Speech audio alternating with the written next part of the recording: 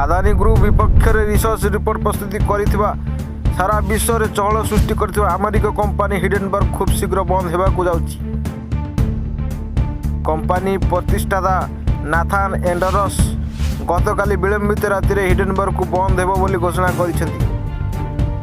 ନିଜ କର୍ମଚାରୀଙ୍କୁ ଏକ ମେସେଜ ସେୟାର କରି ନାଥାନ କହିଛନ୍ତି, ଅନେକ ଆଲୋଚନା ବିଚାର ଓ ବିମର୍ଶ ପରେ ଏହା ନିଷ୍ପତ୍ତି ନିଆଯାଇଛି।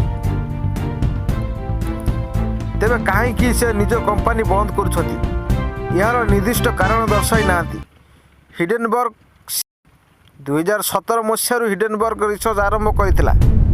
ନାଥାନ ଆହୁରି ମଧ୍ୟ କହିଛନ୍ତି, ଗତ ବର୍ଷ ଶେଷ ବେଳକୁ ଯାହା ମୁଁ ମୋର ପରିବାର ଓ ସହଯୋଗୀଙ୍କ ସହ ଆଲୋଚନା କରିଥିଲି ତାହା ଏବେ କରିବାକୁ ଯାଉଛି। ମୁଁ ହିଡେନବର୍ଗ ରିସର୍ଚ୍ଚକୁ ଭାଙ୍ଗିବାକୁ ନିଷ୍ପତ୍ତି ନେଇଛି। ପୂର୍ବ ଯୋଜନା ଅନୁସାରେ ଏବେ ଚାଲୁ ରହିଥିବା ସବୁ ରିସର୍ଚ୍ଚ ସମାପ୍ତ ହେଲା। କମ୍ପାନୀ ବନ୍ଦ ହୋଇଯିବ। ମୁଁ ଏସବୁ ବହୁତ ଖୁସିରେ ଲେଖୁଛି ବୋଲି ନିଜ ଚିଠିରେ ଉଲ୍ଲେଖ କରିଛନ୍ତି ନାଥାନ। ସେୟାର ମାର୍କେଟ, ଇକ୍ୱିଟି ଓ କ୍ରେଡିଟ୍ ଆଦି ବିଷୟରେ ରିସର୍ଚ୍ଚ କରିବା ହିଡେନବର୍ଗ କମ୍ପାନୀର ମୁଖ୍ୟ ପ୍ରମୁଖ କାମ ଥିଲା। Bureau report, Trisha news.